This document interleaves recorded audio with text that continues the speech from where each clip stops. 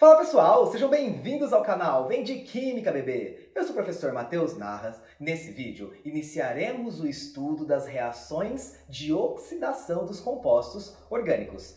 Hoje falaremos sobre oxidação de alcenos.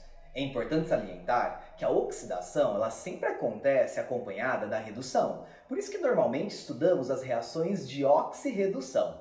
Mas aqui na orgânica a gente faz de um modo um pouquinho diferente. Nós estudamos a oxidação separada da redução. Então, na verdade, o que a gente vai começar a ver hoje são as semi-reações de oxidação entre compostos orgânicos. Existem duas condições para uma substância sofrer reação de oxidação, se ela for uma substância orgânica. Uma delas é ela ser insaturada. Por isso que hoje a gente vai falar das reações de oxidação de alcenos. Só que também é válido para alcinos ou para ciclenos ou qualquer substância que seja insaturada. Depois falaremos sobre as reações de oxidação que ocorrem naqueles compostos que apresentam hidrogênio livre no carbono da função. Então não se esqueçam, são duas condições para uma substância sofrer oxidação e agora falaremos da primeira delas.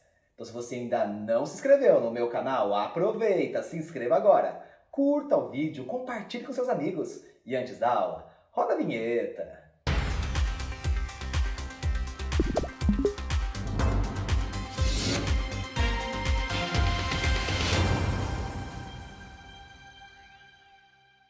Para começar a falar de reação de oxidação de alcenos, são dois exemplos de oxidação que veremos nessa aula. A oxidação branda e a enérgica.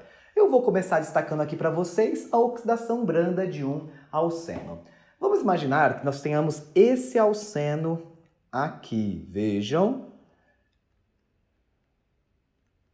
Um alceno, ou seja, um hidrocarboneto de cadeia aberta com uma ligação dupla. E essa substância vai sofrer uma oxidação. Galera, como que acontece uma oxidação? Quando a gente reage uma substância com um agente oxidante, não é? O agente oxidante é aquela substância que provoca a oxidação da outra substância. Normalmente, o agente oxidante mais empregado nas reações de oxidação de substâncias orgânicas é o permanganato de potássio, que é o KMnO4.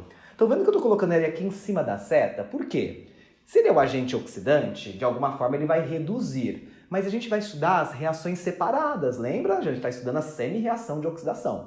Então, como pouco importa para mim nesse momento como ocorre a reação de redução dessa substância, eu vou deixá-la em cima da setinha, beleza? Mas não esqueçam, isso não é um catalisador, porque às vezes quando a gente coloca em cima da seta, a gente representa um catalisador. Isso aqui é o agente oxidante que vai provocar a reação nesse alceno. Então aqui eu tenho um agente oxidante.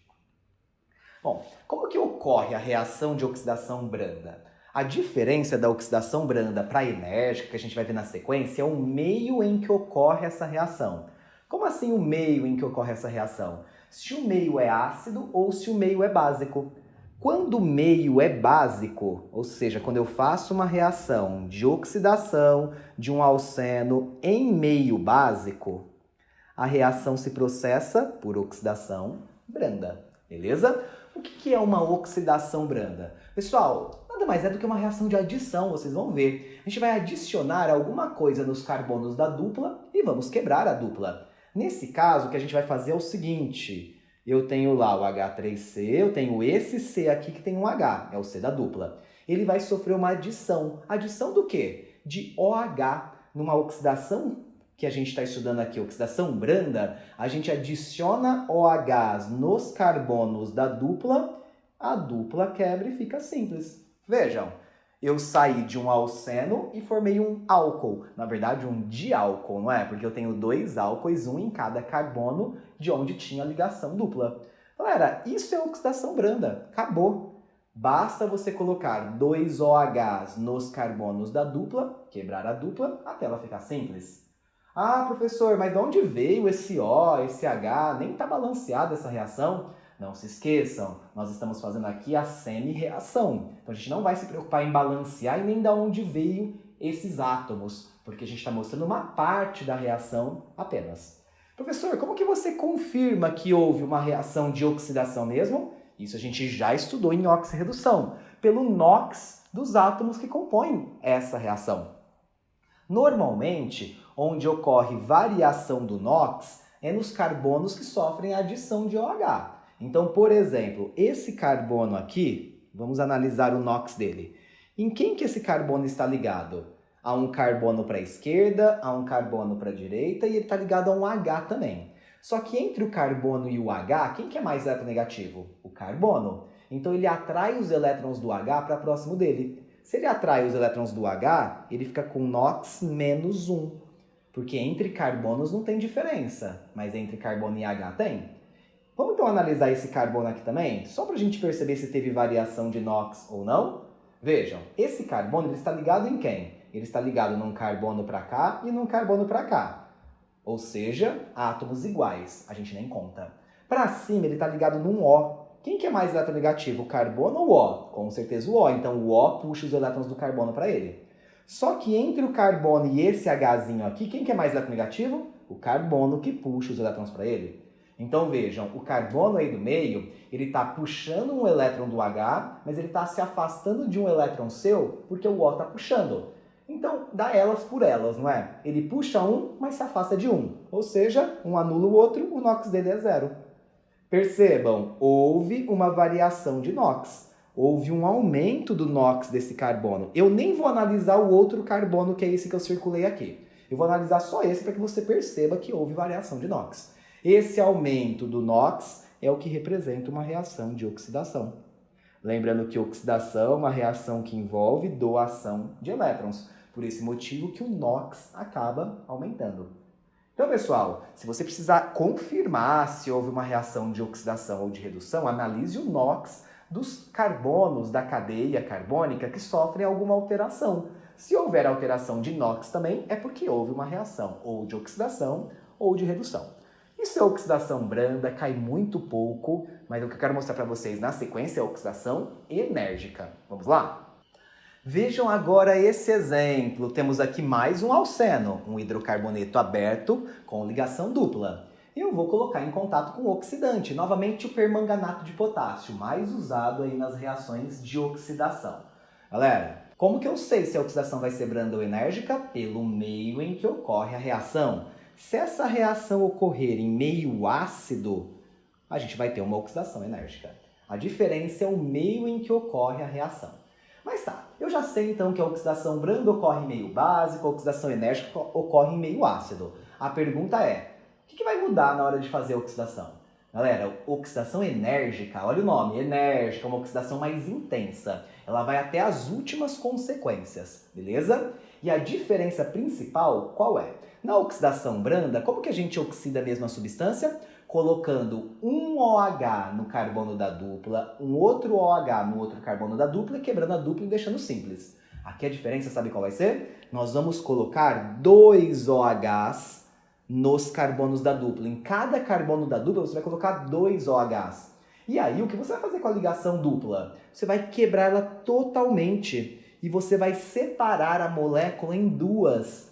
Olha isso, a oxidação enérgica ela quebra a cadeia carbônica, o que não aconteceu na oxidação branda. Então vamos ver o que vai sobrar aqui? Vejam, H3C, esse C aqui é o C que eu vou colocar os OHs, tudo bem? Para baixo tem um CH3. Então a gente vai colocar 2 OHs nesse C e quebrar a sua ligação dupla. Eu simplesmente coloquei 2 OHs no primeiro carbono que eu circulei. Deixa eu deixar circulado aqui também, para que você não esqueça que carbono é esse. No outro carbono, que também está circulado e destacado ali, eu também vou colocar 2 OHs. Então esse carbono, que é o que está destacado ali, também vai receber 2 OHs.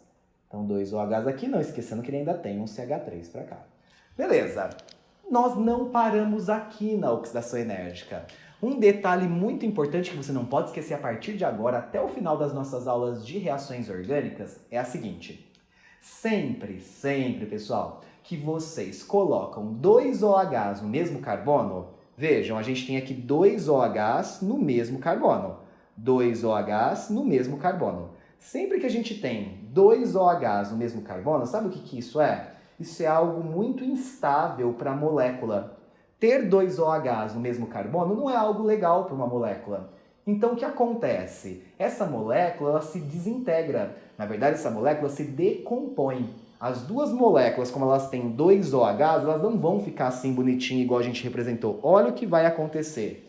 Entre os OHs, a gente vai eliminar uma água. Então, sempre que você tem dois OHs no mesmo carbono, não em carbonos separados, no mesmo carbono, você elimina a água. Então, a gente vai tirar uma água, olha o que eu vou fazer. Tirar uma água desses dois OHs e lá dos outros dois OHs eu também vou eliminar uma água. Sempre tirando H2O dos dois OHs que estão ligados no mesmo carbono. Então vamos lá. As duas águas vão embora, eu vou colocar aqui para baixo porque pouco importa, eu estou só querendo identificar o que acontece com as substâncias orgânicas, a oxidação. Pouco importa a redução aqui. Então, olha o que vai sobrar para a gente. Um H3C, esse é o C que estava destacado, para baixo tem um CH3. Para cima tinha um OH que eu perdi para a água. Para o lado direito ficou um O sozinho, não ficou? Estranho um O sozinho, porque o O tem que fazer duas ligações. O carbono tem que fazer 4, e esse carbono que eu estou destacando aqui, ele está fazendo só 3. Se ele está precisando de mais uma ligação, o O está precisando de mais uma ligação, eu vou lá e coloco uma ligação dupla entre os dois. Então, quando eu elimino a água dos dois OHs, o O que sobra, ele recebe uma ligação dupla. Virou isso aí, virou uma cetona. Olha o que acontece na outra substância. Mesma coisa, eu tenho um C que está ligado a um H para cá e um CH3 para cá, não é mesmo? Para cima tinha um OH, eu eliminei. Para baixo tinha um OH, eu eliminei só o H. Sobra um O aqui para baixo, que eu faço? Dupla. Então temos aqui a reação de oxidação enérgica de um alceno. Mas eu não disse para vocês que a oxidação enérgica ela vai até as últimas consequências? Eu preciso analisar se essas duas substâncias que se formaram aí, elas podem continuar oxidando. Como que eu analiso se elas podem continuar oxidando ou não? Simples, pessoal, muito simples. Tem ligação dupla ou tripla? Tem insaturação nessas moléculas? Não tem nem insaturação na primeira e na segunda molécula, então elas não têm a condição insaturação para oxidar. Mas eu falei no início dessa aula que uma outra condição para uma molécula continuar oxidando é ela apresentar hidrogênio livre no carbono da função. Por exemplo, nessa molécula que eu formei aqui, esse é o carbono da função, esse que eu estou destacando. Ele tem algum hidrogênio nele? Nenhum. Então essa molécula não pode oxidar mais, parou aí. Então já vou até colocar para cá, ó, vou fazer mais uma setinha. Essa molécula vai manter igualzinha ela estava, ó. Isso não vai mudar. Porém, a outra molécula, que é o aldeído, vejam aqui, ele tem um hidrogênio livre no carbono da função. Então, essa molécula pode oxidar, ela pode continuar oxidando. E é muito fácil oxidar moléculas que têm um hidrogênio livre no carbono da função. É só você colocar um oxigênio nesse hidrogênio livre que ele oxidou. Então, olha o que vai sobrar aqui, ó. H. Esse H que está livre, eu vou colocar um O nele, vai virar um OH. O resto fica igualzinho, C dupla O, CH3. Acabou. Agora sim a gente chegou no ponto final da oxidação enérgica de um alceno. Nesse caso aqui, o que eu formei nessa oxidação enérgica? Os dois produtos são a cetona e eu formei aqui também um ácido carboxílico. É lógico que aqui, pessoal, eu fiz um passo a passo, desde sair lá do alceno até chegar nos produtos finais. Eu acho que essa é a forma mais fácil para que você não precise ficar memorizando regrinhas de reações. Se você entendeu o que é uma oxidação enérgica, o passo a passo ele vai sendo sempre da mesma forma, independente do alceno que você está trabalhando.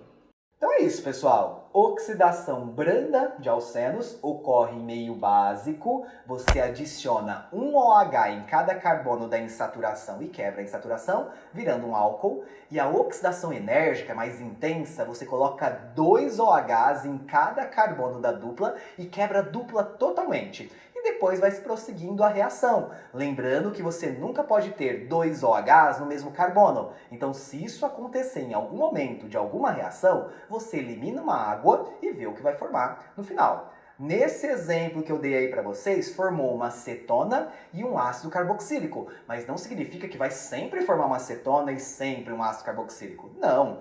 eu posso ter a formação de 2 cetonas, eu posso ter a formação de 2 ácidos carboxílicos ou uma mistura das 2 funções, como eu mostrei nesse exemplo.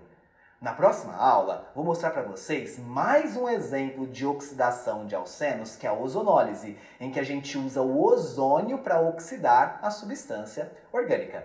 Então, se você curtiu essa aula, se te ajudou, compartilhe com seus amigos. Se inscreva no canal, curta o vídeo e eu te espero na nossa próxima aula. Até lá!